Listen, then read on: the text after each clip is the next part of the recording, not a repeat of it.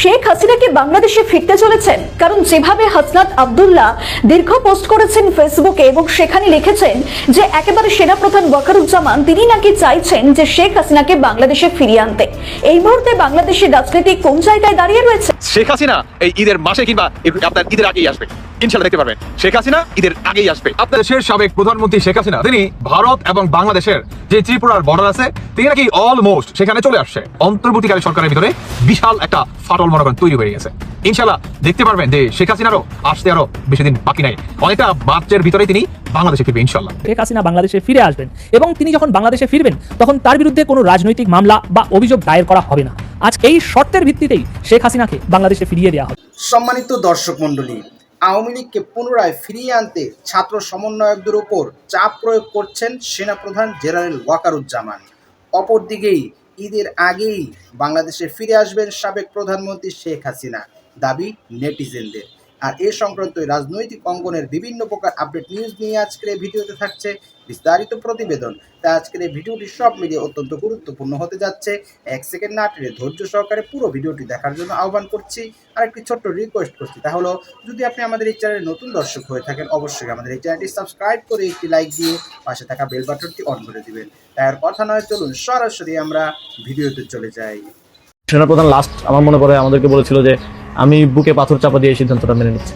সেনাপ্রধানের দিক থেকে মূল ভেটোটা ছিল যে ডক্টর মোহাম্মদ ইউনূস কেন, why not any other person. Waker 5ই আগস্ট থেকে বিপ্লবকে ব্যর্থ করার মিশন নিছে। ওয়াকারের মিশন না, মিশন কার সেটা আমরা দেখেছি। ওয়াকার 5ই আগস্ট থেকে ভারতের প্রেসক্রিপশনে চলিচ্ছে, যা যা করছে সব ইন্ডিয়ার প্রেসক্রিপশন।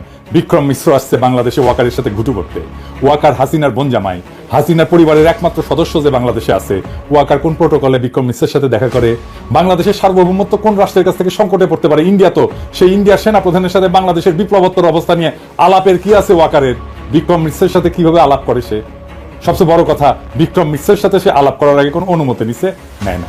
এই ওয়াকার 600-র বেশি আওয়ামী লীগার খুনি পুলিশকে রক্ষা করছে জনরোষ থেকে, তারপরে নিরাপদে পার করে দিয়েছে সবাইকে। আয়নাঘরগুলোর এভিডেন্স ধ্বংস করছে ওয়াকার নিজে। প্রফেসর ইউনূসকে আয়নাঘরে ভিজিট করতে বাধা দিছে ওয়াকার নিচে, তারপরে আঙ্গুল উঁচায় হুমকি দিছে। কেউ না, আমি একা রুখে দাঁড়াইছি ওয়াকারকে। আমার বিরুদ্ধে চলে গেছে সবাই, আমার বিরুদ্ধে কি ভয়ঙ্কর ক্যাম্পেইন চালাইছে এই ওয়াকার আর তার সাঙ্গপাঙ্গরা। আমি কারো নাম বললাম না। প্রথম করণীয়, ওয়াকারকে পদত্যাগ করতে হবে। সেনাবাহিনীর ভারতপ্রেমী জেনারেলদের উৎখাত করতে হবে। সেনাবাহিনীতে একটা সংস্কার কমিশন বসাইতে হবে। গুম খুনের কুশীলব সকল অফিসারদের পুলিশের হাতে সোপর্দ করতে হবে। জুলাই বিপ্লবে যে অফিসাররা নিজেরা গুলি চালাইছে, গুলির অর্ডার দিছে, তাদের পুলিশে সোপর্দ করতে হবে। কর্নেল রেদওয়ান কেমনে চাকরি করে ওয়াকারের বাচ্চা? আমাদের ছেলেদের উপর নিজের হাতে গুলি করে রেদওয়ান। কেমনে আমাদের টাকায় বেতন নেয় সেনাবাহিনীতে থেকে? এখনো বেতনের টাকা কি মিয়া তোমার বাপের জমিদারি থেকে দাও ওয়াকার? ভারতীয় গণমাধ্যম আজতাক তাদের একটি প্রতিবেদনের শিরোনাম করেছে, বাংলাদেশে গৃহযুদ্ধ শুরু হয়েছে, হাসিনাকে ঢোকাতে জেনারেল ওয়াকারের সেনা মোতায়েন। ভারতীয় মিডিয়া 5 অগাস্টের পর থেকে বাংলাদেশ নিয়ে তিলকে তাল বানালেও সেনা মোতায়েনের মতো সূক্ষ্ম বিষয় নিয়ে ফলাও করে সংবাদ প্রকাশ করা কিসের ইঙ্গিত দিচ্ছে? 5 আগস্ট চূড়ান্ত সিদ্ধান্ত হয়ে গিয়েছে, আওয়ামী লীগের নাম এই বাংলাদেশের রাজনীতি করার অধিকার হারিয়েছে। আমি চাই দেশ এবং জাতিকে একটা সুন্দর জায়গায় রেখে আমরা সেনানিবাসে ফেরত আসি।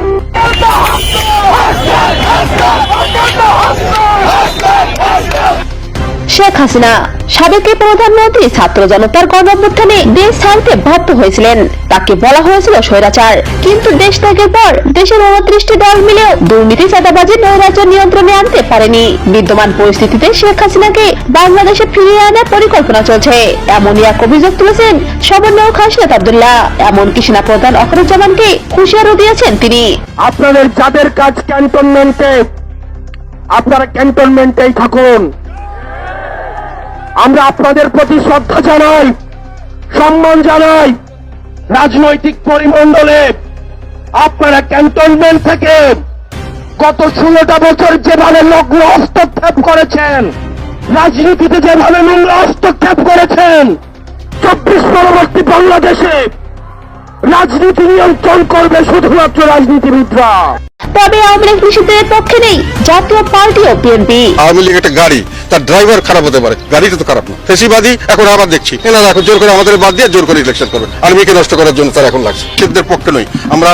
আওয়ামী লীগ একটি দল, আওয়ামী লীগের নেতৃত্বে আসবেন, সে যদি অপরাধ না করে, সে যদি ছাত্র হত্যা না করে, সে যদি কোনো অর্থ লোপাট না করে, টাকা পাচার না করে, এরকম লোক যদি নেতৃত্বে আসে, তাহলে সেই আওয়ামী লীগ কেন রাজনীতি করতে পারবে না? এনসিপির মুখ্য সংগঠক হাসনাতের একটি স্ট্যাটাসের পর গোটা দেশে উত্তপ্ত পরিবেশ সৃষ্টি হয়েছে। বাংলাদেশের রাজনীতি যেন এক টালমাটাল সময়ে যাচ্ছে। অনেক বিশ্লেষক বলছেন এই টালমাটাল হওয়ার পেছনে রয়েছে দেশি বিদেশি নানা শক্তি। আল জাজিরার সাংবাদিক জুলকারনাইন সায়েরের দাবি, এই অস্থিরতার পেছনে 14 জন ইনসাইডার দায়ী। তার দাবি, এই ইনসাইডারদের কিছু ভারতের এজেন্ট আর বেশিরভাগ বাংলাদেশের। তার মতে এই ইনসাইডারদের মধ্যে সরকারের উপদেষ্টা রয়েছেন। আওয়ামী লীগ সামাজিক মাধ্যমে গুজব ছড়াচ্ছে শেখ হাসিনা বাংলাদেশে ফিরছেন। সারা দেশে সতর্ক অবস্থায় রয়েছে আইন শৃঙ্খলা বাহিনী। কি হতে যাচ্ছে, কেন এই বাড়তি সতর্কতা?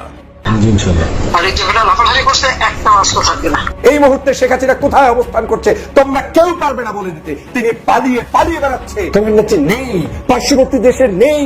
তিনি এখন কোথায় কোন জায়গায় লুকিয়ে আছে সেটাই তোমাদের দায়িত্ব, তোমরা খুঁজে বের করো। আওয়ামী লীগের কোনো বাচ্চারা থাকলে জবাব হাজির করো। আমি শেখ হাসিনার ভিডিও ফেস দেখতে চাই।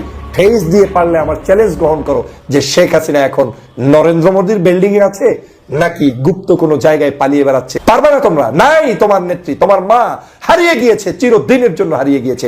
সম্মানিত দর্শক মণ্ডলী, জুলাই আগস্টের গণ অভ্যুত্থানের পর থেকেই অনলাইন অ্যাক্টিভিটিস এবং বিশিষ্ট রাজনীতিবিদ পিনাকি ভট্টাচার্য বরাবরই বলে গিয়েছেন যে এই জেনারেল ওয়াকার তিনি ভারতের প্রোডাক্ট।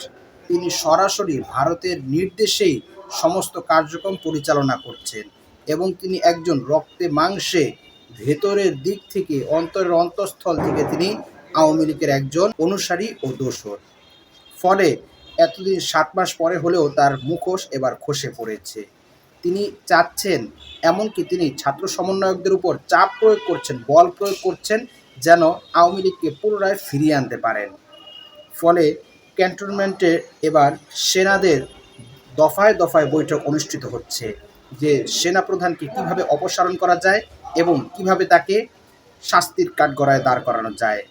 তবে পিনাকি ভট্টাচার্য যেটা বলছেন সেটা হলো অনতিবিলম্বে সেনাপ্রধান ওয়াকারুজ্জামানকে পদত্যাগ করতে হবে এবং যারাই এই জুলাই গণ অভ্যুত্থানে সরাসরি ছাত্রদের উপর নির্বিচারে গুলি চালিয়েছে সেই সমস্ত সেনা কর্মকর্তাদেরকে উৎখাত করতে হবে এবং তাদেরকে পুলিশের হাতে সোপর্দ করতে হবে। এমনটা নয় যে তাদেরকে পদত্যাগ করিয়ে বা উৎখাত করে তাদেরকে পুলিশের হাতে না দিয়ে তাদেরকে দেশ ত্যাগের সুযোগ করে দেওয়া হলো। তাহলে কি লাভ হলো? কোনোই লাভ হলো না। বরং তাদেরকে পদত্যাগের পাশাপাশি তাদেরকে শাস্তির আওতায় আনতে হবে। কেননা এতগুলো মানুষকে বারবার এই সমস্ত আসামিরা পার পেয়ে যায়, ক্ষমা পেয়ে যায়, পালানোর সুযোগ পেয়ে যায়, তাহলে বিচারটা হলো কোথায়? বাংলাদেশ ইনসাফপূর্ণ একটা রাষ্ট্রে কবে পরিণত হবে? তবে ডক্টর মোহাম্মদ ইউনূস সকলের প্রতি আশ্বস্ত করে বলেছেন যে সকলকে ধৈর্য ধারণ করতে, কেননা কোনো কিছুরই তড়িঘড়ি করে সঠিক পর্যায়ে সঠিক বিচারে পৌঁছা যায় না। এর জন্য দরকার ধৈর্য ও সহিষ্ণু হওয়া।